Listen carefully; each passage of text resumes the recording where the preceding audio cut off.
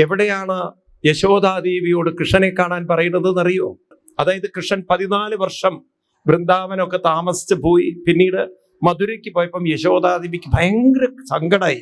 കാരണം വളർത്തിയ ഉണ്ണി പെട്ടെന്ന് അങ്ങോട്ട് പോയാൽ, കുട്ടി പോയാൽ ഏതമ്മയ്ക്കൊരു വിഷമുണ്ടാവില്ലേ?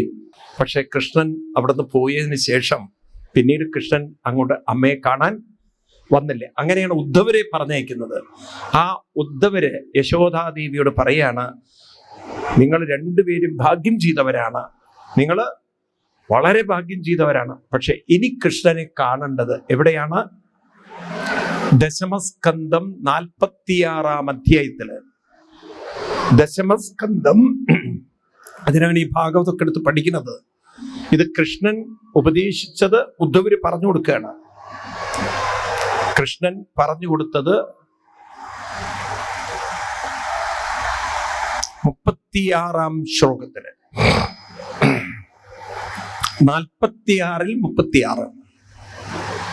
മാഖിദ്യത മഹാഭാഗ, ഈ മഹാഭാഗ്യം ചെയ്തവരെ, മാഖിദ്യത, കൃഷ്ണൻ പോയി എന്ന് പറഞ്ഞിട്ട് ഖേദിച്ചിരിക്കരുത്. മാഖിദ്യത, കൃഷ്ണൻ ഞങ്ങളിൽ നിന്നൊക്കെ വിട്ടുപോയി, കൃഷ്ണൻ ഇനി ഇങ്ങോട്ട് വരുന്നില്ലല്ലോ, ഇത്ര കാലം കൃഷ്ണനെ എടുത്ത് വളർത്തിയില്ലേ എന്നൊന്നും പറഞ്ഞ് സങ്കടപ്പെട്ട് ഒരിക്കലും ഇരിക്കരുത്. മാഖിദ്യത മഹാഭാഗ ദ്രക്ഷ്യത കൃഷ്ണം അന്തികേ.